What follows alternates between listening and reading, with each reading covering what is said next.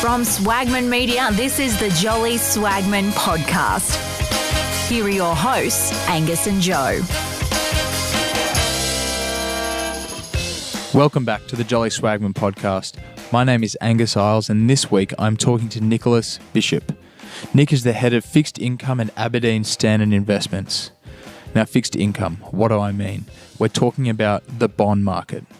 Now, before you turn off and before you start groaning, hear me out. The bond market in the United States alone is worth $40 trillion. The equity market, by comparison, is worth $20 trillion. So it is double the size, and I will bet you all the money in my pocket versus all the money in your pocket that you don't know that much about the bond market. Most people have a pretty good understanding about the equity market and can understand the mechanics behind the movements in stock prices. With bonds, it's a little bit trickier. I want you to remember something during this entire episode. I want you to remember that as the price of a bond rises, its yield falls. Inversely, when the yield falls, the price rises. That's the first thing I want you to remember about today's discussion. So in the chat with Nick, we're going to cover off the basics about the mechanics behind a bond, what it is, how it operates, and then we're going to get into a broader discussion about how it impacts our lives on the day-to-day. Now, if you have a credit card, if you have a term deposit, a car loan, or a mortgage, all of these things are priced against various bonds around the world, whether that be the 10-year US Treasury bond, whether it be the UK gilts, the Australian government bonds. There are corporate bonds, but all of these various financial products, the car loans, the credit cards, all of that, take their pricing or the interest rate from what the international bond market is doing. So it is very important to all of our lives, even if we don't realize it day to day. Now, Nick describes the bond market as being like a giant anaconda sitting in the corner of the room. The anaconda's sitting there, its head's looking out, it's observing everything, and it's so still that everyone forgets that it's there. But all of a sudden, that giant anaconda moves its head a little inch to the left, an inch to the right, and the whole world shits itself. This is what the bond market is like. So in our discussion, we cover off the basics, and then later on, as we progress, we get a little bit more technical. We talk about yield curves. We talk about inverse yield curves. We'll explain what those are later. And we also talk about the leading indicators that people look at in the bond market, because these bonds can be priced 10, 20, 30, 100 years into the future. So bond traders like Nick on the day-to-day have to be looking 10 years ahead. When Donald Trump gets elected president, how's that going to reshape America in 10 years' time? When the UK leaves the European Union, when we have events like Brexit, how's that going to change what the UK and Europe looks like in 10 years? Or a populist government comes to power in Italy. That shakes up the international bond market. We discuss that and how it impacts us on the day-to-day in today's episode. So please remember, the price goes up, the yield comes down. We take it slow. We'll bring you on the journey with us. But it is incredibly important that all of you remember some of the key takeaways of today's episode. And just think, debt doesn't lie. Enjoy the show. Nick Bishop, thanks for joining me on the podcast. Pleasure. So you're head of fixed income at Aberdeen Asset Management. Have I got that down? Aberdeen Standard Aberdeen Investments Standard. we are nowadays. Okay. Interchangeable terms. Yes. That's so we may as well start from the top, because I'm sure a lot of people listening to this may think they know what a bond is or how the bond market works, but let's get back to basics. What is a bond, and how do they work in the market? Yeah, look, that is a question that we're often wrestling with, to explain that simply to a retail audience. So a bond is a debt instrument, it's a tradable debt instrument, and already I'm going to be losing some people here. Stick with us, guys. Yeah. What that means is you are investing in a fixed set of cash flows that someone else is paying you. It's a debt obligation. So the simplest way that you could compare that to something people would be familiar with is a mortgage. Imagine if you could sell your mortgage to somebody else, and that person would step in and maybe put themselves in the bank's shoes. In effect, that's what we're doing, but rather than individual mortgage holders, we're investing in the debt of companies, of governments, of sovereign supranational entities. So with a debt instrument, with a bond, you're paid generally a fixed coupon. What the hell does that mean? It's a fixed cash flow per year until the bond matures. So a lot of folks would be familiar with the term deposit, where perhaps you'll invest for 6 months and you may get a 3% rate. So you invest for 6 months. At the end of that 6 months, you get your 3% and you get your principal back. You get the amount you deposited back. Now, bond is a bit like that. It's a bit like joining together a lot of term deposits in a row that lasts for, say, 10 years or 5 years, whatever it might be.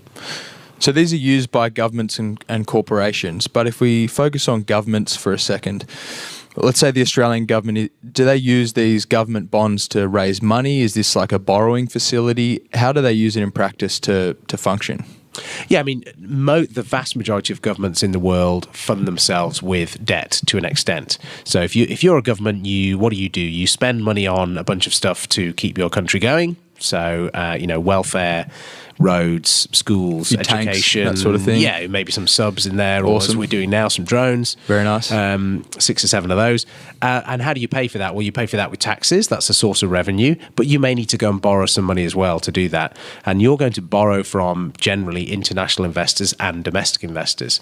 So different governments have different risk profiles. You could have a very large, well-funded government like Germany or the US. They're very, very high credit quality. And Australia is in that camp. So they are one of only 7 nations globally that have this AAA rating. You'll hear a lot about credit ratings in fixed income land. So yes, governments use the bond market as a way of raising long-term funds as opposed to taxes, which are a year-on-year funding mechanism. You get a year's worth of taxes, fine, that can pay for something for a year. It's not like you've got any long-term certainty of what your tax revenue will be. But with a bond finance, a form of bond financing, you've got long-term certainty that money has been borrowed and you don't have to pay it back for 20, 30 years. Bit of a kind of amateur question here, but how does it work if the government wants to raise, say, $1 billion in government bonds? Do they call up other governments or big investors and say, hey, do you want to buy our bonds?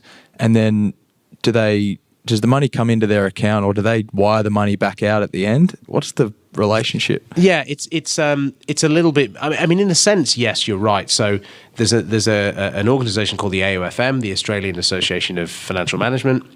Australian Office of Financial Management, and the AOFM is the debt-raising entity for the Australian government. So they are in charge. They will get an annual borrowing program that's driven by the government's expenditure. So the government obviously draws up a budget, lays out its expenditure plans, and that leaves it with a certain borrowing amount to do every year. Now, part of their borrowing each year will be refunding bonds that are coming due to maturity. So if you're due to pay back a bond tomorrow, you want to have raised the finance already so that you can pay it back. So you're paying back your debt with other debt that you've raised. Absolutely. Yeah. I mean, that is how most debt markets around the world work. Part of your job in managing debt obligations is the year-on-year refinance of that. It doesn't mean it's a Ponzi scheme. It's nothing that people need to get worried about. It's absolutely the standard way that debt works. When you buy and sell your house, you'll remortgage. You're replacing your existing mortgage with another mortgage, maybe because you can get cheaper terms, maybe because now you can actually pay some of it back. You might even want to raise a little bit more. Governments do the same thing with their debt balances. They manage them in the same way. They proactively manage them. So yeah, the AOFM will be out talking to investors like ourselves. They'll be talking to major banks. So the 4 major banks in Australia are significant investors in the government bond market, and it's legislated that they have to do so. So they have to carry a certain amount of government debt, or what's called level 1 liquid assets, on their balance sheets. They really don't have a choice in that respect. It's a pretty cool setup for the government, and they say you have to lend us, you have to buy our bonds no matter what if you want to function in the Australian market. It's a pretty good setup. It's cozy. Yeah. It's cozy, and that is the same in the same in pretty much every banking system around the globe. It seems like there are just practical realities that need to be facilitated for the financial market to work smoothly. Yeah, that's right. There's an interest in the government has a regular borrowing program. Equally, generally, government bonds carry extremely low credit risk because the government generally owns or runs the central bank, and the central bank can print its own money. So it's exceptionally rare for governments to default on their own government debt in their own currency. because they can simply print some more to pay it back. So that's why government bonds generally are very, very low risk. There are examples, though, aren't there, of governments who default on their government bonds? There are. Now, those bonds they're defaulting on generally are non-domestic currency bonds. So if I'm Argentina and I've borrowed in US dollars and the Argentinian peso plummets, and of course my tax revenues locally are all in Argentinian peso, they're not in US dollars, then where do I find my US dollars to pay the bonds back? Well, I can sell some oil, I could maybe sell some other assets, but I might not want to do that. So that's why you tend to get defaults in emerging markets and in lower rated sovereigns, because they're trying to pay back a debt obligation in another currency. So imagine if you borrowed your mortgage in US dollars and you're an Aussie dollar, you're an Aussie dollar homeowner, and the Aussie dollar plummets, well, you don't earn US dollars. You're employed by an Australian company. So now that debt has just become really expensive to pay back. If the Aussie went from 1.10 to 60 cents, your mortgage has just doubled. Right. So it's going to be a lot harder for you to pay it back. That's generally when governments get under stress, is when they borrow in a non-domestic currency that they don't control the flow of. The US dollar, though, it's a pretty good example, is the reserve currency of the world, isn't it? So is it pretty common for bonds, say if the Australian government's issuing bonds to the Saudis or another country, they'll do it in US dollars? It's kind of a common currency between the two, or is it Aussie? Actually, so you're right in the sense that the US dollar is it has this reserve currency status. You can argue that might be cracking a bit, or crumbling a bit at the moment, but yeah, you're right. Governments that need access to deep pools of capital will generally want to access the US dollar market. But if you've already got quite a lot of demand for the currency that you issue debt in, you don't need to go to US dollars. Right. So the Australian dollar is about the fourth or fifth most traded currency globally. It's got quite deep liquid sponsors in terms of global investors. The Aussie government is absolutely fine to raise debt in Aussie dollars. And at the end of the day, we don't generate US dollar revenues to pay that back. So yeah, I mean, European governments raise debt in euros. The British government raises debt in sterling. But there are countries that will raise US dollar funds because the pool of capital in their own currency is tiny, and they just wouldn't get the volume away. Okay, interesting. So that's the initial offering of bonds, but a lot of the activity in the bond market, from what I understand, is like a secondary market. You can buy and sell a bond even after it's been raised. Kind of like an IPO will be the initial offering of the shares, and then you and I can go and buy equities out, on the ASX or New York Stock Exchange. So how does the secondary market, if you will, for bonds work? And there's two words that always come up in every article I've read about bonds, and that's price and yield, and they're not quite intuitively related. So take us through that. Yeah, let's start with that first. So like we described earlier on, a bond is a promise from an issuer to pay you back a fixed set of cash flows, a coupon, and then your principal at the end.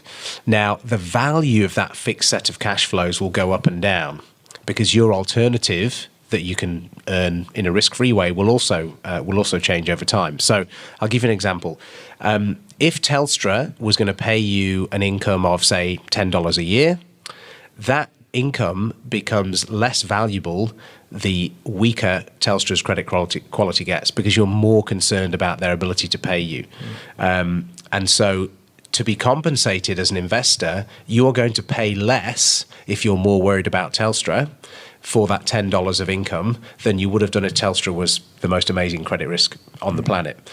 So the price in that instance goes down. So you will in effect earn every year more than a 10% return, because you're only paying, say, 80 cents on the dollar for an instrument that's going to pay you $10 every year. So that's bearing in mind that yield, or like what you'll earn back, is merely a function of what you pay for something versus what you get every year. Correct. A yield to maturity is just an internal rate of return. It's an IRR. On a fixed income investment. So the lower the price for a fixed set of cash flows, in effect, the greater your return on that set of cash flows. Likewise, if you pay an extremely high price for a set of cash flows, in effect, that's a really meager return. It'll look, really, really low, and in some cases, actually negative, and we have seen that globally. Yeah, I want to touch on the negative yields a bit later on, but just to clarify that point, then, as the price falls of a particular bond, say from $100 down to $80, the yield has to go up because the fixed return is fixed. Yes. So, okay. Exactly right. So those are kind of the two key functions of a bond. Cash flows are fixed. Sorry, the cash flow, yeah. Yeah, exactly. Because the cash flow is fixed, the only way that you as an investor can be enticed in with a higher return is for the price of it to go down. Sure. It's a bit like a rental property that's going to pay you, say, $10 a month. If you don't like that, you're going to pay a lot less for that property to make that $10 a better return on your investment. Sure. So it's the same analogy. Yeah. Okay. So understanding all that, then, why would the boys and girls listening to this podcast in Australia, in the US, around the world, hopefully, why does it matter? Every night on the news we hear the price of Telstra shares or Apple shares quoted. We hear the Aussie dollar on the US dollar currency prices quoted, but no one really talks about bonds. Why is it important to them? Dealing with that first issue first, I think they're not often discussed because in part they're quite geeky, quite technical, quite arcane. It's not intuitive, to your very point earlier about even this inverse relationship between price and yield. When you start having those kind of conversations, you've already lost 80% of your audience. I think about my wife, bless her, and we'd have lost her about 20 minutes ago. But so it's not as intuitive, it's not as obvious as, hey, I own a company. Is the company doing well or not? I mean, that's essentially what you're talking about in the equity market. Now, why is it important? It's important because essentially the bond market, and particularly government bond markets, set the underlying cost of doing business around the globe that everything else is priced off. So the way that equity investors look at equities, they use this approach called discounted cash flow modeling. You may have covered it on the podcast before. Effectively, what you're trying to do is say, how much cash flow do I expect from this equity in the future, from all the dividends that it's going to return to me, and then how much is that worth today in present value terms? And to work that out, you use a discount rate.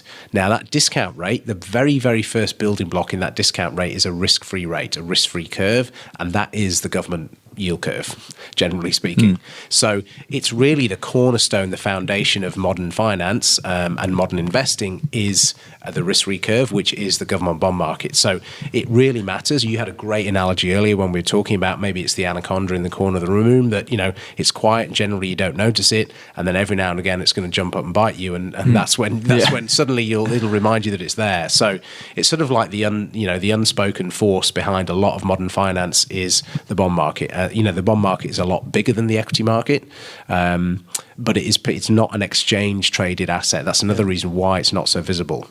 It's kind of a potent combination then, because the everyday mum and dad investor, the guy pouring beers in the pub down the road, doesn't really know anything about it, but yet it can influence so many aspects and financial touch points of his life that it's a dangerous combination, really. Yeah, 100%, totally agree. So to give you an example, some of your listeners may well have mortgages themselves. They may well have personal loans, car loans. What do you think is driving the pricing of that loan for you, that mortgage for you?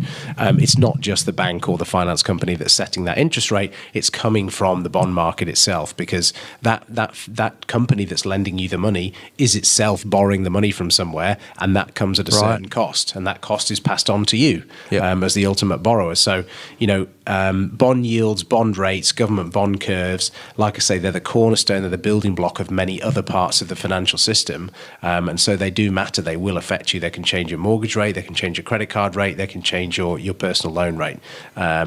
They can change the currency of the country that you live in. So it can change the currency of the country you're going to holiday in over summer in Europe, right? Most of the people listening to this are probably over there right now, lying on a beach somewhere. Yeah, I'm quite jealous, but so am I. Yep.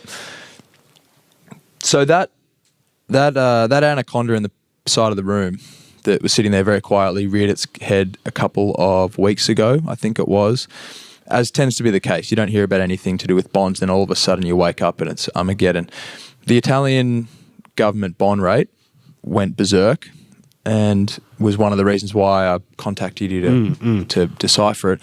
What happened in Italy a couple of weeks ago, and why do they rear its head every couple of weeks? Yeah. What's going on? Yeah, that's a really great example of why suddenly you can go from zero attention whatsoever to really occupying headlines. So a couple of things are going on in Italy and going on in Europe generally. So the European project for the single currency has been in place since 2000. And essentially what happened is a whole bunch of economies came together that really weren't in sync, and they were forced to be in sync for a political project, and they gained the same currency, the euro, from previously a whole bunch of different currencies. What that meant was all of a sudden all of those countries were borrowing in the same currency, and they had one central bank that had to try and set interest rates for the whole of that continent, with economies doing a lot of different things at the same time. Very, very complex job. Now, in Italy's case, Italy was going along fine, but it's never had enough growth to be able to confidently pay back all of its debts without investors worrying about it a bit. So coming into the Eurozone was great for Italy because in effect it borrowed the credit quality, the credibility of the Germans. And the Germans, very good credit quality. Yeah, absolutely. It's a well-run economy, consistent trade surpluses, very, very wealthy economy. What happens occasionally, though, is the market worries itself about Italy's ability to pay back its debts, and indeed its willingness to pay back its debts and stay in the Eurozone. That's what happened a few months ago. So you had a series of elections in Italy where some very populist parties, or populist coalition of parties, got in power, and there was a real concern in the market that they would turn their back on the Eurozone, or certainly not behave themselves to give investors the confidence they'd pay their money back on time. So investors really sold Italian bonds in large volumes, and the yields had to rise. Because the price falls, because price fell. No one wanted to buy Lots them. of sellers, no buyers. Yep. So if they bought it for 100, they sold it for 50, still paying back $5 a year. So yields go up. Yields go up massively, and there's another aspect to that where investors start to worry that they're going to get paid back in at some point in lira, not in euros. So there's a redenomination risk as well that comes with some of those European investments. Highly unlikely. I was about to say to the average person, I would look at that and think, gee, a lot of water's got to go under the bridge before they all of a sudden have lira. It's not going to happen anytime soon. And that's right, but markets are forward-looking. Right. And so if you're investing in a 30, 40-year debt instrument, quite conceivable at year 25 of that 40-year investment, you might have something that's no longer denominated in euros. That would be so annoying. It would be pretty annoying, right? So, and how do you value that today? Yeah, it's a lot more uncertain. So you need to price in a compensation for that uncertainty as an investor to make you comfortable continuing to own it, or to make you want to buy it. You want to price in an extra premium for that uncertainty. So that was also what's been going on. Now things have calmed down a fair bit, but they're absolutely not back to what they were like prior to that flare up. As someone like you, the head of fixed income, and there are a lot of people around the world who do or are in your line of work, how does that change your day? So let's say it happened in Italy. You rock up to work at 8 o'clock in the morning. Is your day? That would be a late start. Yeah. Yes, I take your point. Yeah. Well, what time do you start in the morning? So look, I'm in here at 7, and generally we'll stay for European Open. So generally here till sort of 6 or 7. Okay. But we'll often be doing things, ad hoc things through the night. So what does that mean? So we were able to take advantage of that dislocation the following day and put some positions on in our funds here that were fairly short-term tactical positions, but nonetheless they did take advantage of that dislocation. So you do have to be in touch with your global colleagues. I mean, that's one of the good things about working for a global organization, is that we can call our colleagues in Frankfurt, in London, in New York, and ask about these things that go on. In Rome, just look out the window, what the hell's going on? Yeah, we do. So we have an office in Milan, actually. We don't have one in Rome, but yes, I take your point. Yeah. So being global, having a network that you can call on 24 hours a day to get views, to get insights is pretty important. Yeah. Not that we'd be trading 24 hours a day, but you do need the insight.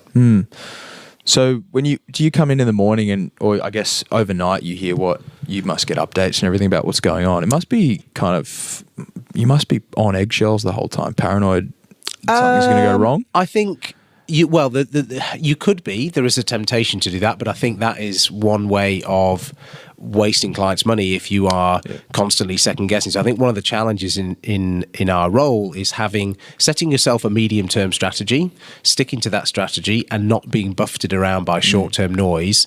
And it's challenging. You have to have a consistent framework to do it, and you have to have discipline. It doesn't always work because we're all just human beings. We all have emotions, but you have to try and detach yourself from day-to-day noise.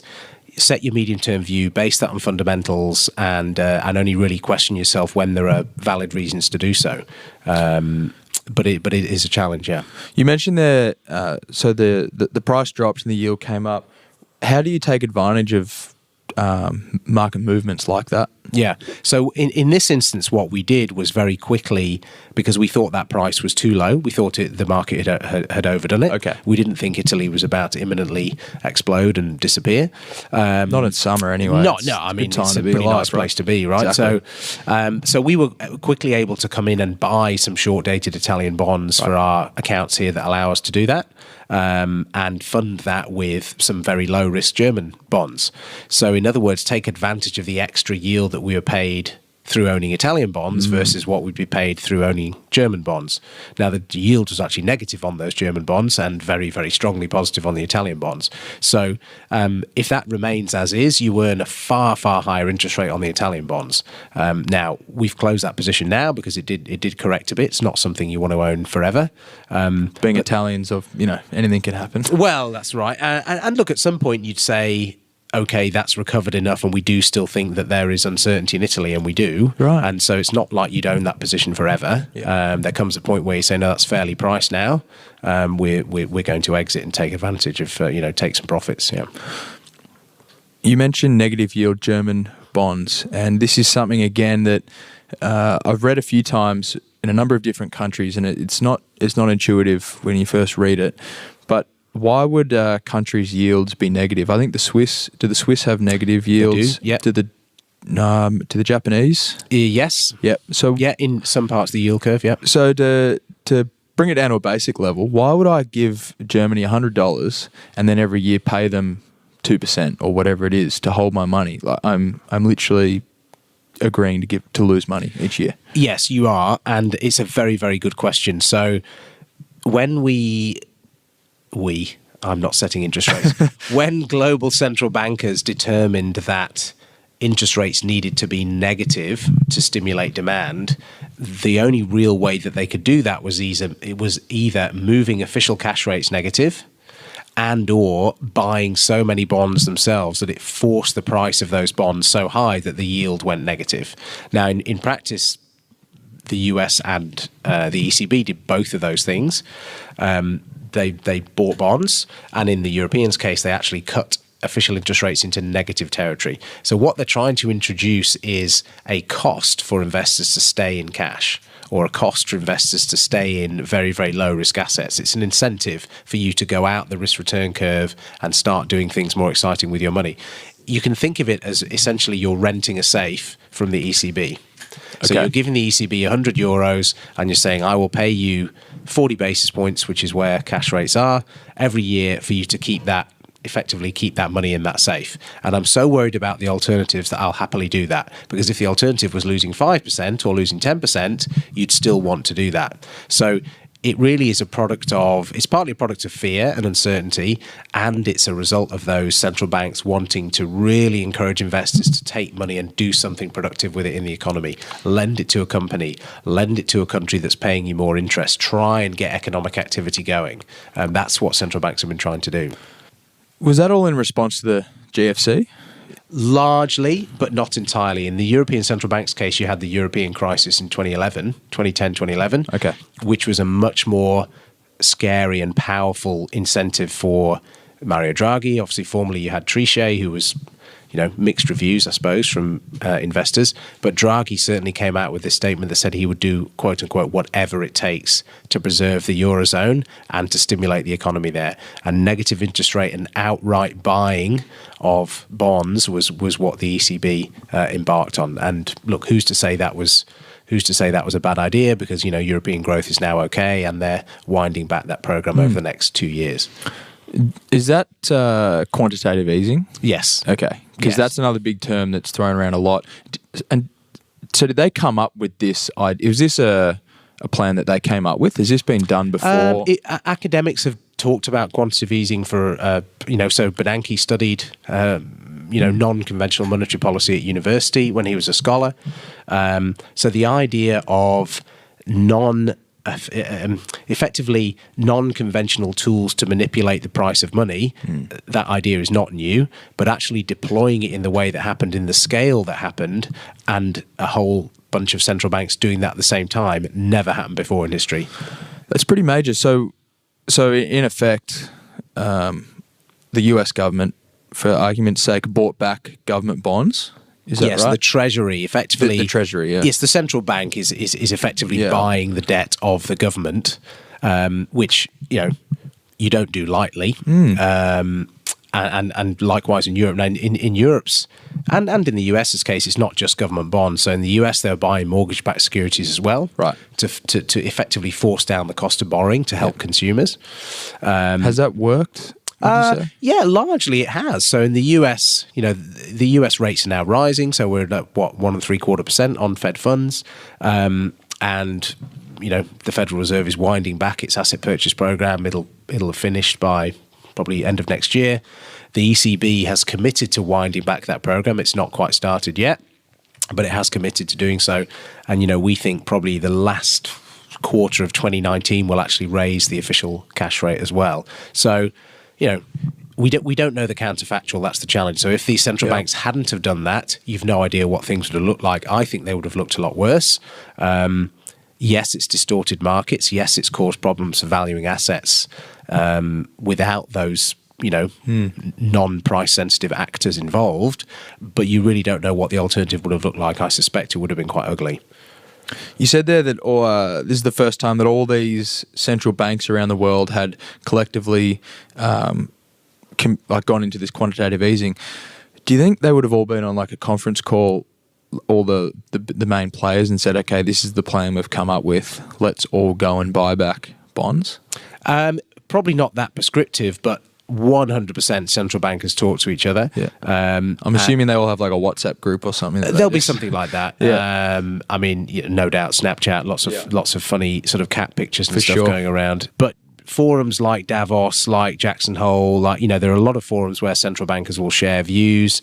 At the end of the day, none of them want to be presiding over either their domestic economy or the global economy going to tailspin. It's not very good for your CV. So there is a lot of communication between central bankers. It doesn't mean that everything is always scripted and some global conspiracy. No, certainly not. But there is communication, there is awareness, and certainly in the case of things like TARP and QE, it's a reasonable amount of coordination because it was so sensitive and really quite radical compared to history. There's definitely an amount of coordination going on there. Yeah. So it's a pretty exciting time to be around because we are in an experiment that's going on right now. No, as you said, no one's done this before. We don't know how it's going to end because you hear all the time they're starting to unwind quantitative easing. So I guess they're selling bonds back into the market. Is that what that means? Not necessarily into the market. So you can do that in a number of ways. What the US is doing, for example, is they're letting bonds that they own mature and then not reinvesting those proceeds. Right. Okay. So no one is selling bonds back to the market. I mean, that would be very disruptive. But in effect, what you do is allow your holdings to roll down and mature. Because when it matures, you pay back the principal, right? Yeah, and they're paying it back to themselves. So yes, that's right. And so now you need a new buyer. Sure. So that's fine. But that is very different to then actually physically selling the assets you've got. Now, one reason why most central banks would never sell the assets they've got is because they would sell them at a book loss. And any book loss that they take, that effectively goes straight through to the government's finances because they have to recapitalise their central bank. Right. So no one's selling those things underwater. They'll wait for them to mature at par or, 100 cents on the dollar. And then some other buyer will have to step in and invest in the new deals that the government brings to market to fund itself. So, I mean, the effect you could argue is similar. You're essentially removing one owner, and that owner's not coming back in and taking up its option to buy the next bond, and you're having to find other buyers. The challenge the US has got at the moment is it's also producing or it's printing a lot more debt than it has done for some time because it's running what we call these twin deficits, a current account deficit, and it's running a fiscal deficit. So there are more US bonds in supply now. The government is funding itself more with debt. And so, you've got, there is a price adjustment happening because investors need to be paid more. Yeah.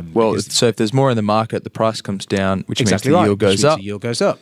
They're more common, So if there were, a billion Ford Mondeos around, then the price is going to come down, right? Because they're not special at all. If there's only one, Rolls-Royce Silver Ghost around, the price is going to go up because it's very special. Yeah. What a time to be alive then, hey? It's fun. I mean, what I love about this job and this industry is you always have to be learning.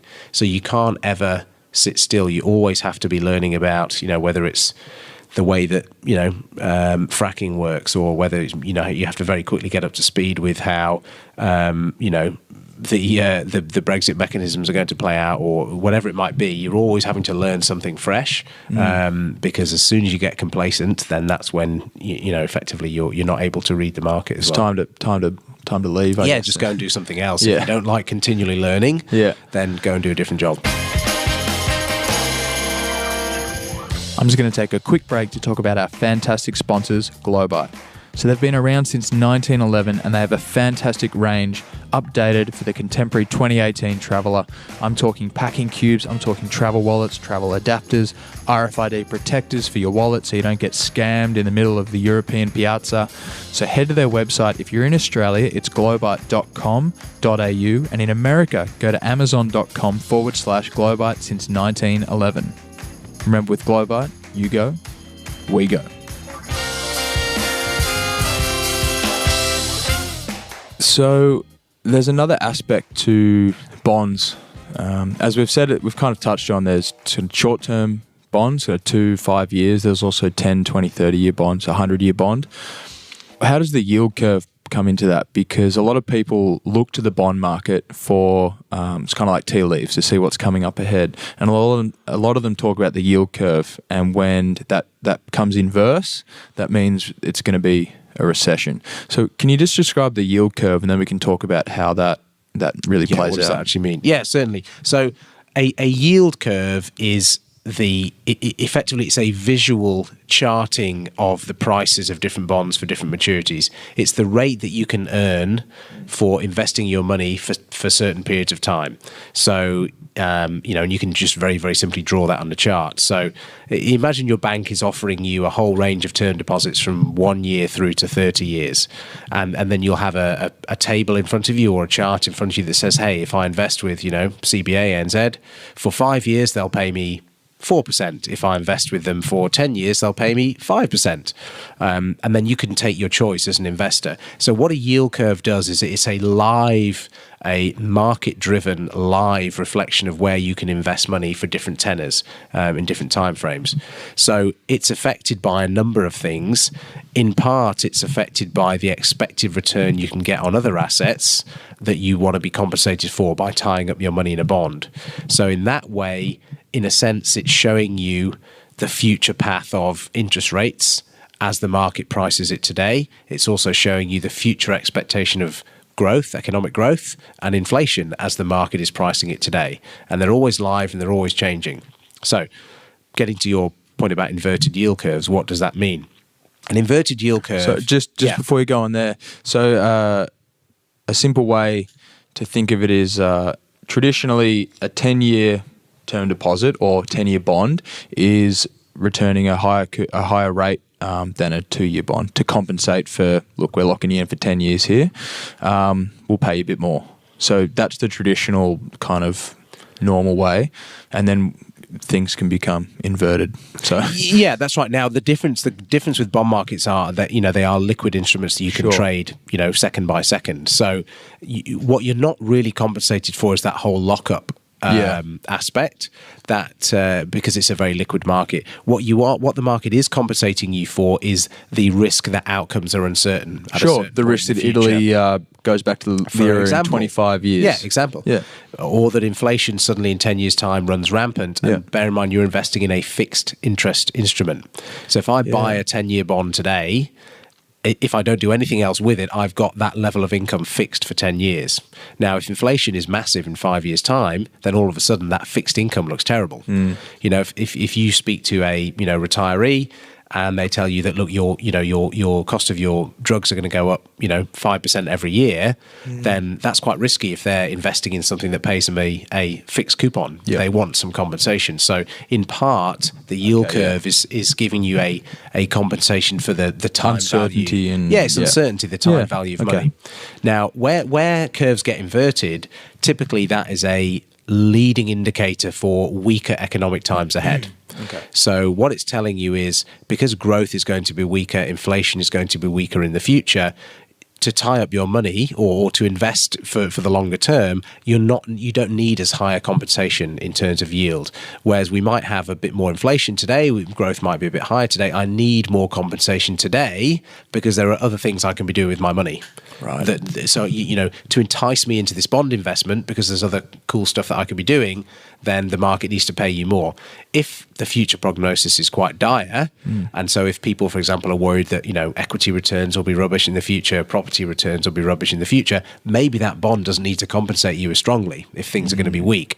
So that's why inverted yield curves have tended to be taken as signals that there are weaker economic times ahead. Now, they tend to over-predict recessions. Okay. So inverted yield curves historically have predicted about 10 out of every 7 recessions. So it's not like this. 10 out of every 7 out of every 10. No, 10 out of 7. They Gotcha. over-predict recessions. So it's not like you can look at an inverted yield curve and go, oh, that's it. Recession's coming around the corner. So, because I read every recession in the past 60 years has been preceded by an inverted yield curve. Yes. The problem is that more than that have been as well. Right. So false signals. So if you say every day it's going to rain, eventually you'll be right. Correct. In other words, okay, cool.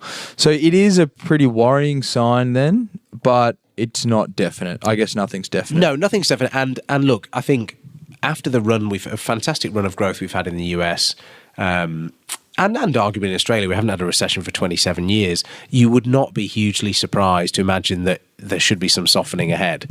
So it's not like yield curves are very steeply inverted at the moment. In fact, in the US, they're flat rather than inverted.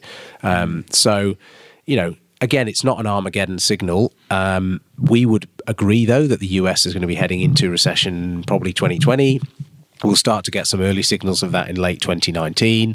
And so you're running out of runway now for a positive backdrop, we think, for risk assets, for equities, for EMD, because we're going to go into a cyclical slowdown 2019, 2020. Is that just because every 7 years or so we tend to have a slowdown? Look, there is a rhythm and a cycle to growth. It's, you can't set your watch by them, and the cycle that we're in right now is actually a very long one by historical in Australia, standards. Australia's ridiculous. Right? It's nuts. 27 years. So now, there are a variety of reasons for that, and within that, there have been periods of stronger growth and weaker growth. But in the US, again, this cycle that we're in right now is really quite long in the tooth. Equity valuations are fairly stretched. There's a lot of good news priced in. The Fed has started hiking rates. And so you will get growth responding. You will get, financing conditions are tightening up. It's more expensive for consumers to borrow. That will slow down their spending. It's more expensive for businesses to borrow. That will slow down their capex. Gets back to that very early point we made. Interest rates effectively set the benchmark for the cost of a lot of finance and real economic activity. And that cost has been going up. Led by the Federal Reserve, and eventually that has enough of an impact to slow growth down. Because I guess, so when interest rates go up we'll use the US for an example, when the interest rates go up, means there's more inflation generally, so they're trying to dampen the inflation. Generally, yeah. Why are they raising rates? They're raising rates to try and slow growth. Sure. Because they're concerned that growth is getting too hot and that you'll get a breakout of inflation. So then to circle back, inflation goes up, people can put their money in other cool places, so the price of bonds will go down. Yeah, which and means the yields will go up. That's right, yeah. Now, what central bankers don't want to do is see economies overheat. So they have a mandate generally to keep inflation either within a band or they have an actual point target. So for the US, it's 2%. Yeah, Australia's 2 to 3. Yeah, 2 to 3, right? And we're just maybe sneaking into the very bottom of that band. Bit of creative accounting to get us into the... Well, maybe a smidge, yeah. But the US is generally going pretty strongly. They've got very low unemployment. Why does that matter? Because generally, if unemployment is low, people can demand more wages. Why does that matter? If people demand more wages, they can spend more, and then you get this cycle of inflation, prices go up, etc. Now, high inflation is very damaging for for assets because it erodes the real value of your assets. If you have a house that's stuck at $1 million, but inflation is running rampant, come back in 5 years' time, suddenly that $1 million isn't very interesting because the cost of everything else has gone up. So inflation is quite damaging to real returns for people, and it erodes your real wealth. So central banks want to squash inflation if it looks like it's going to be strong. The challenge is they don't always get that right. So they'll raise interest rates a little bit, see what happens to growth, see what happens to the economy. If they don't think it's quite enough, they'll raise them a bit more. If they think they've overdone it, they might drop them a little bit. Now, occasionally you can lose control, and that's when you have to do something radical like QE. Because you had this big, Armageddon event, the financial crisis that blew a hole in your normal central bank planning. So you mentioned, to circle back to the Australian market there, that we're kind of high 1, low 2 growth or inflation, yet property prices have gone through the roof. We've done a lot of episodes on the show about the Australian property market, and we kind of came to the conclusion at the end that it's overheated. We're going to have a crash. What do you think is going to be happening? Because that must affect your bond book, right? Yes, your investments and everything. Yeah, it will. So we wouldn't be quite so worried about a crash scenario. That's a reasonably emotive term. But look, we're trying to get clicks and downloads. Of course, absolutely. So I can understand that. In the sober, boring world of institutional funds management, we'd use a term like correction, softening, real deflation. So yeah, we think property prices have got probably another 5% to go in aggregate. We're down about 4% over the last year. A 10% correction would be pretty healthy. Property prices are stretched in Australia, particularly Sydney, Melbourne, and parts of Brisbane. We've got very elevated debt levels compared to a lot of other developed economies, and so I think a correction is healthy. A crash, though, we think is very unlikely. Why do we say that? In part because you've got this consistent population growth in Australia. It's a very nice place to live, despite how much we might all whinge about Sydney traffic. It is still a very attractive place for people to live. So we've got this consistent backdrop of positive migration. New household formation every year is about 30,000 new households.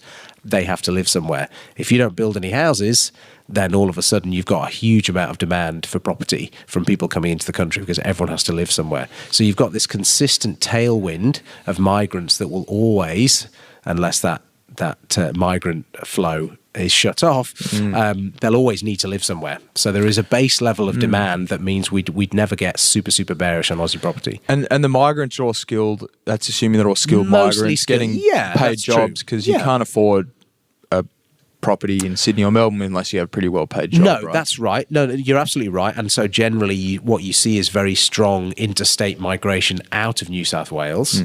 So either Australians who've lived here a long time and can't afford property, or indeed migrants that arrive first in Sydney and then ultimately move to other states.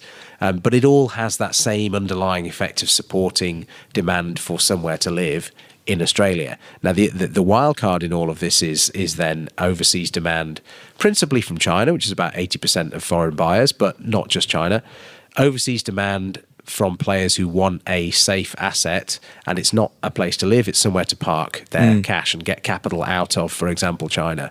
Now, that demand is a little bit more damaging for local affordability, but it is nonetheless a very real source of demand, and Australia is not alone in that aspect at all. We've touched on a couple of times that we haven't had a recession in Australia in 27 years, but you play in a global market, and in 2007, 2008, there was a global recession, which led to all this quantitative easing, just disaster, doomsday scenarios. What was that like for you working through that period? Take us back.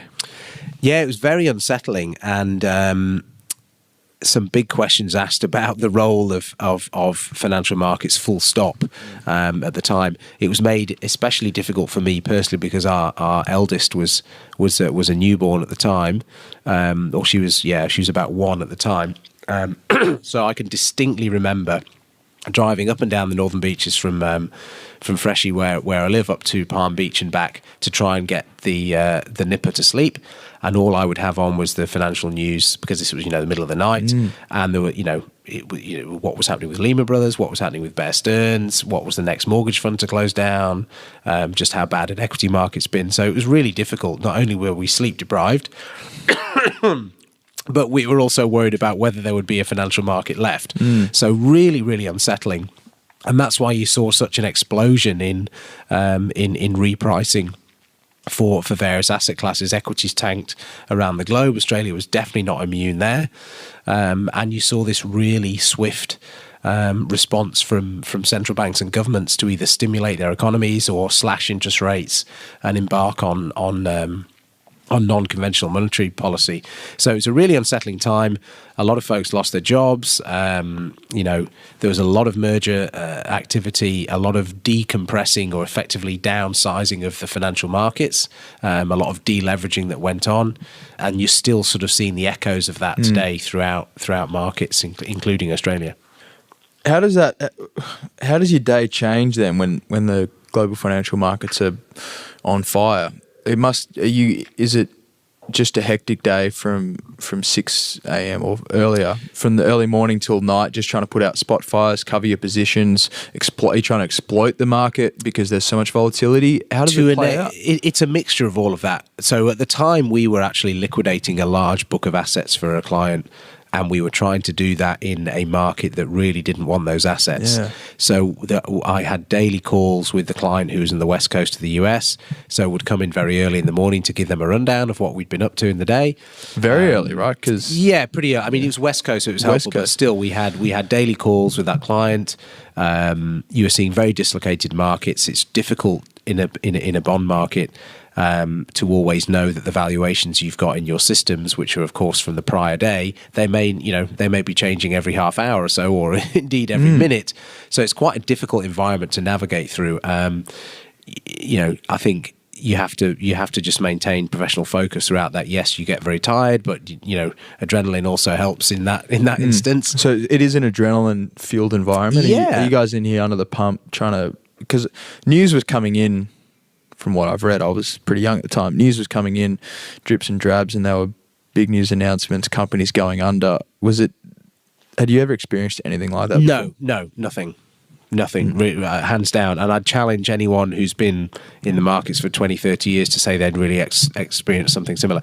If you'd worked in the Asian currency crisis through 98, and I was working through that, or the Russian crisis, or maybe LTCM, long-term capital management. So that was a hedge fund in the US. Right. They built up a colossal book of derivative positions of some very smart quant traders who thought they had nailed pricing models to know exactly how to price derivatives.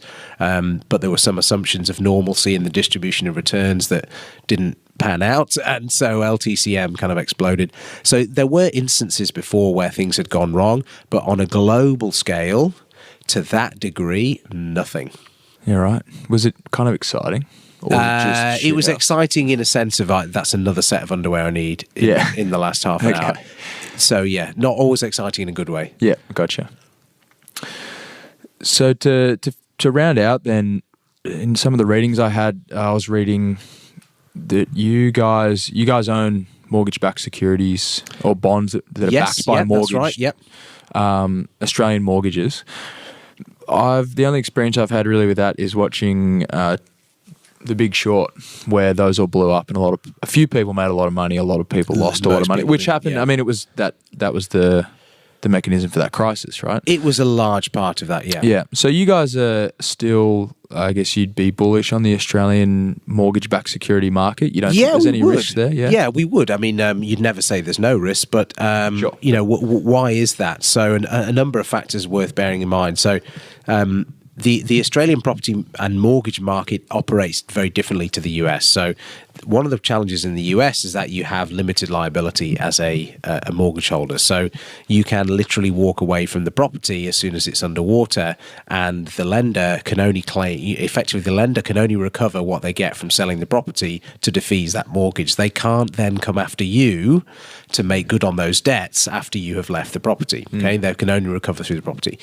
So now that's very different in Australia. Australia. It's different in the UK, where effectively you owe the bank until you can pay them back. Yeah, they gotcha. So, selling the property, fine, that's one thing. Then they're going to come after your car, then they'll come after your assets, and then, effectively you'll be bankrupt. And so it's a much bigger deal defaulting on your mortgage in Australia.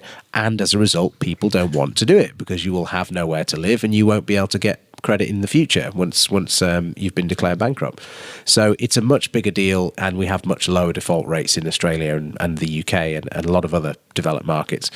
The other reason why we're quite comfortable with Aussie mortgage-backed securities is they're nowhere near as confusingly structured as a lot of those US deals were. What was it where they'd have a teaser rate and then it would kick up after a couple of years? Lots of examples. I can't remember the name for that. I mean, home equity loans are an example.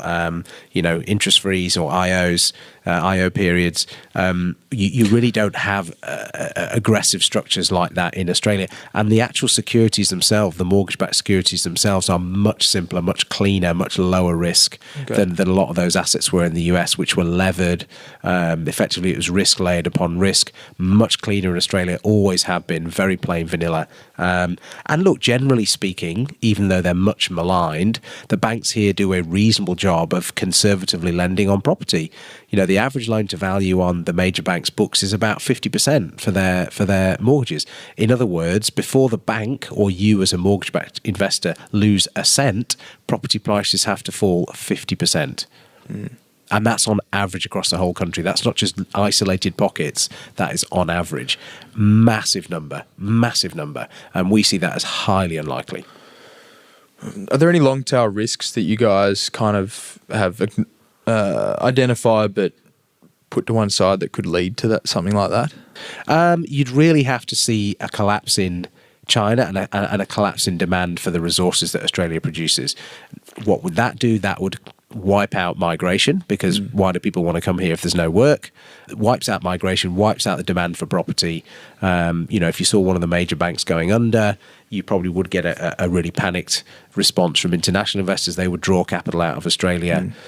So you're painting some very, very low probability events there to sort of dent your investment case. The types of mortgage-backed securities we like, they're well diversified, they're AAA rated. You've got exceptionally low effective loan to value at your AAA lending level, less than 33% loan to value. Like I say, you need an almighty Armageddon-like collapse in property prices before you get anywhere near to principal impairment on these bonds.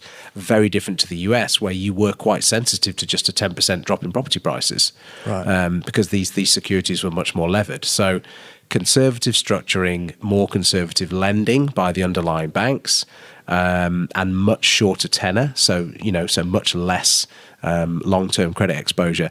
That leads us to be much more comfortable with Aussie mortgages, and you're still paid really quite handsomely for investing in them.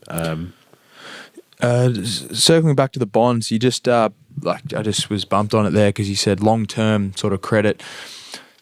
There are countries, to come back to the international bond market, that issue 100-year bonds, which is a very long time. I'm hoping to get to 100 years old, but I wouldn't bank on it. Yeah.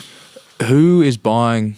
I mean, Argentina did it last year, I think. They issued a 100-year bond. Who the hell is buying a 100-year bond, and why would you do it? Yeah, it's a fun question, isn't it? Well, to wind it back even further, the UK issued many decades ago, in fact over 100 years ago, issued what are called the Warriors perpetual stock, so with no repayment date.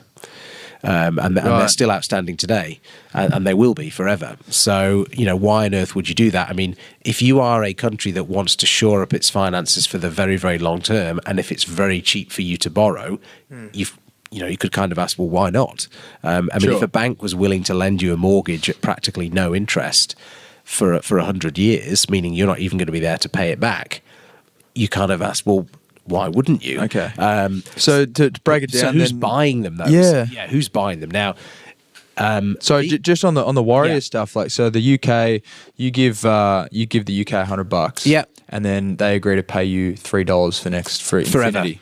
Correct. Okay, so you're going to make it back at some point, and then it's all gravy on top. Yeah, that's pretty cool. So you may well value. I mean, when you're buying an equity, you're buying a perpetuity. Sure. There is no end date on an equity. If you buy Telstra, unless Telstra implodes in the next 50 years, that equity is outstanding forever. Okay. So it's kind of flipping it around, isn't it? Yeah. And as well, newsflash, your dividends are not guaranteed. So if you're an equity investor, you are investing in a perpetual security with an uncertain cash flow. So actually, when you flip it that way around for a bond, if you're investing in a perpetual security with a certain cash flow, that's actually more valuable because you know what you're going to be getting. Yeah, that's quite nice. So can mum and dad can I do that? Can I go buy? Well, you can't in Australia. So there are no perpetual government bonds. Can I go buy a government bond though? Yes, you can. Yeah. You can buy government bonds as a regular punter through the ASX. They're on the stock exchange. Yeah. Now you can genuinely ask, are they great value compared to other assets around? And that's a very fair question.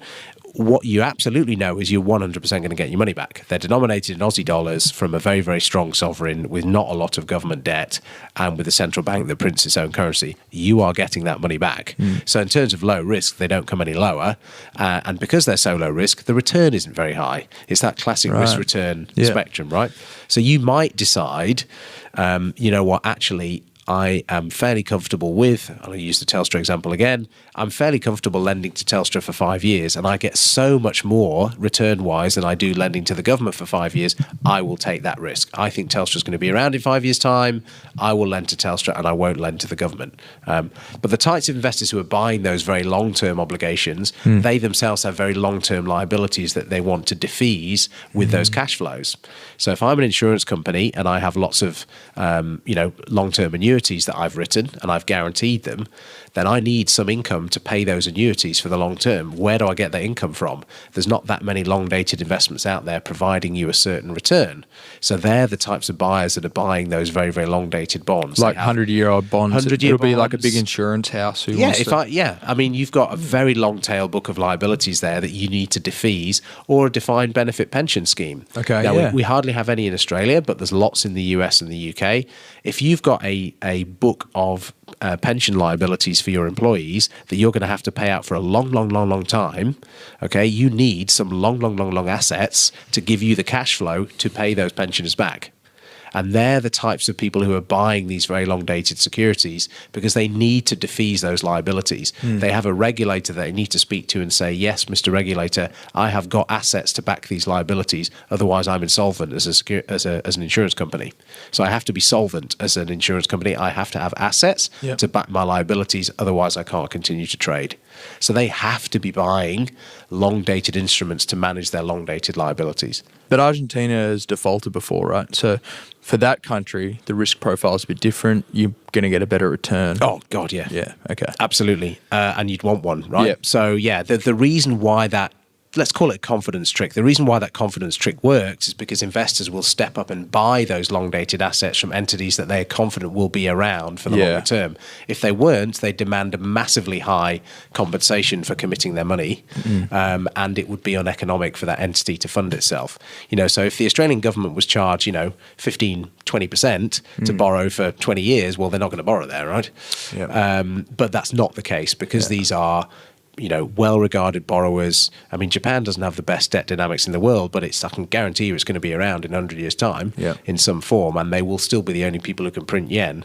So, it works. And they have domestic insurance companies and banks that have to buy these things. So Japan is largely self-funding, which is quite neat, really. It doesn't rely on overseas capital. It's pretty unique, isn't it? It's a very isn't it? wealthy country, with lots of savings, So paint the picture then for the listeners. Where do we sit in terms of the bond market? We can tune into the news tonight to find out about the equity market, but where's the global bond market sitting? Are we going along okay? Yeah. Trouble waters ahead? What's going on? Look, prospective future returns from bonds look pretty low, frankly. Right now, we are... So that would mean that prices yields are low, high, prices are high. Exactly right. Yeah. So now, in part, that's because we've had this multi-year process where central banks have been buying bonds, forcing up the price, forcing down the yield. And in part, it's because growth has been quite sluggish and inflation has been super low everywhere. Even in the US with a very low unemployment rate, inflation is just picking itself off the canvas, right? We're just hitting 2%. So if you think about how much has been thrown at that economy, and we're only just hitting 2%, that kind of tells you the market we've been in for a decade or so. So bond yields are low by historical measures, so they're expensive. But hey, equities are expensive as well. Properties are expensive. So we have this problem where lots of stuff around the globe is expensive, and you're, as an asset allocator, you're trying to decide, well, what's the least expensive thing amongst all that expensive stuff? And in that sense, some bonds look okay. US bonds look okay now. Australian bonds look a little expensive, so we're a little bit underweight, but they don't look appalling because the central bank is not going to be raising rates till probably into 2020, certainly late 2019. Certain parts of the bond market look expensive though, so German bonds, German government bonds. So they're expensive because the price is pretty high, and you're not getting very much and return. You're getting bugger all return. Yeah. Okay, so they're pretty cheap then if the price is low and the yield's high. Yeah, they're cheap, perhaps for a reason. Yeah, for a reason, perhaps maybe. for a reason. But yeah, the lower the price and the higher the yield, the more the market is saying it needs to be compensated to take on that risk. Yeah, gotcha. And there could be a whole variety of reasons why that's the case, depending on whether it's a government bond or a corporate bond. So it's, one of the challenges for your listeners is going to be how to observe this thing. That was my next question. As me, I'm an average. Typical, steady on now. Slightly above average. I'm a typical sort of person who doesn't have a massive. I don't work in a. I'm not trading all day. I might read the financial review, but what should I be keeping my eye on just to check in on? What are some resources I can just log in, take a look? Yeah, no, great question. So Bloomberg has a pretty good website. Yeah. It's got a pretty good app on the phone that you can look at basic financial information. You can look at bond yields. You can look at currencies.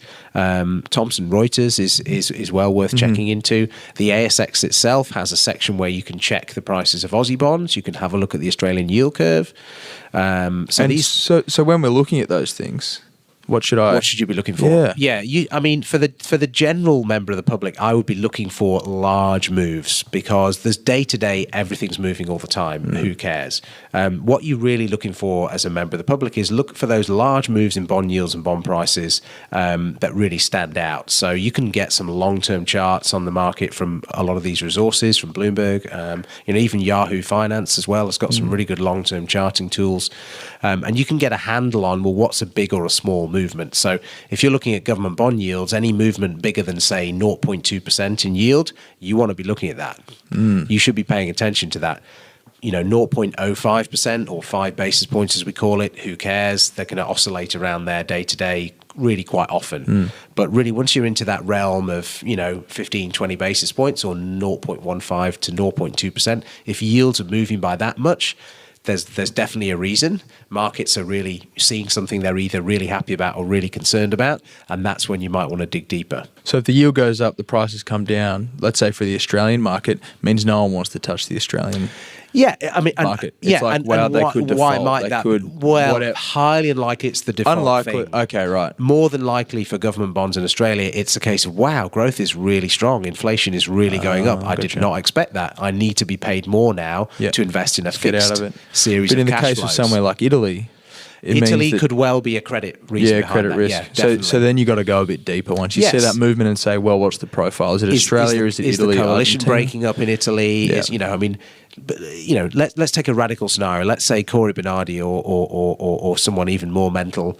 So for our US listeners, that's like a equivalent like a libertarian or a hard right. Yeah, that's right. Yeah, fairly hard right, or let's say even more extreme, Blair Cottrell or someone genuinely certified nut job like that is in power in Australia. The market could well demand a much bigger premium for investing in Australian government debt because it might say, wow, the person with the hand on the tiller could do anything with that debt tomorrow. It might decide that they're never going to pay it back to all these foreign investors. That's a little bit like what happened in Argentina when you just you get a stampede of international investors pulling out of the bond market because they're worried they'll never get their money back.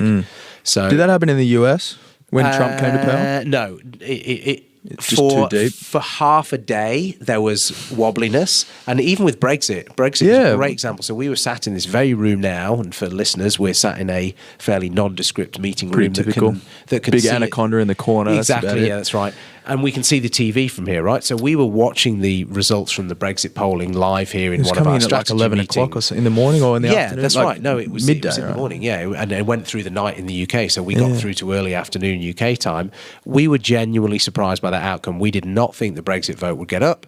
I, as a POM, did lobby in a vote myself to remain, but nonetheless it did. And there were 2 days there where markets genuinely were really trying to work out, what on earth does this mean? Should we be scared now? Should we be, happy about this? We're really not sure. Lots of volatility, and then it calmed down very, very quickly. So, you don't be too tempted to see every price move in markets as something that has meaning. Sometimes they will, essentially they'll be parsed out over the next few days, and the world will move on. Trump was similar. You had really half a day of concern. Now I've still got grave concerns about, effectively the standing of the supposed leader of the free world, and there are some structural issues that are concerning. But in terms of immediate worries for the market, there hasn't been that much to latch onto. But you've got to look 10 years ahead, right? So and that's how we plan strategy. So right now, we think the US, for example, has lost some of its standing as an economic powerhouse. It will be overtaken by China in about 10 years' time in terms of growth. It's also lost some of its impact globally as a policymaker. It's retreating more inwardly. The trade policy is really antagonistic. A lot of other world leaders hate it. The US is becoming more isolated, and investors will at some point start to demand a higher risk premium for investing in US equities and US government bonds. I guess that long-term outlook then is one of the reasons why people look at the bond market with such, that they really analyse it, because it can tell the story about what the sentiment is looking ahead. Yeah, it's a very long-term focused asset class. Like that, yeah, I mean, bond investors have to think long term, because they're often committing their capital for quite long periods of time, and they're having to price uncertain outcomes into the prices for the instruments they invest in. So they have to look at fundamentals, they have to take long term views, and they have to build in a lot of different scenarios. So I think that's why the bond market, it is quite often an interesting indicator for where market sentiment is. Yeah, and to round out the two things that pop up all the time in all the financial articles about the yield and price, sort of just reminding everyone they're inverse, and then that famous quote from President Bill Clinton's advisor James Carville, who said that he used to think if he was reincarnated, he'd come back as a 400 hitter in baseball, or as a president, or as a god, but he'd come back as the bond market, because it is just so intimidating and scares the shit out of everyone. It's pretty omnipotent. Yeah. So look, I think it's a really interesting market. It forms the foundation of a lot of what happens in modern finance, and even what happens day to day for regular punters. They might not know about it, and it often goes unseen, but I think ignore it at your peril. Yeah, it is that anaconda sitting in the corner waiting to pounce. Indeed. All right, thanks very much, Nick. It was great. Pleasure. Cheers. Thanks. I hope you enjoyed my chat with Nick Bishop from Aberdeen Standard Investments. As always, please rate and review. We love to hear your feedback on iTunes, and hit us up on Twitter @JollySwagmanPod. We love to hear your feedback and chat about the various episodes that we've put out. We look forward to speaking to you again next week. Until then, I'm Angus Isles. Ciao.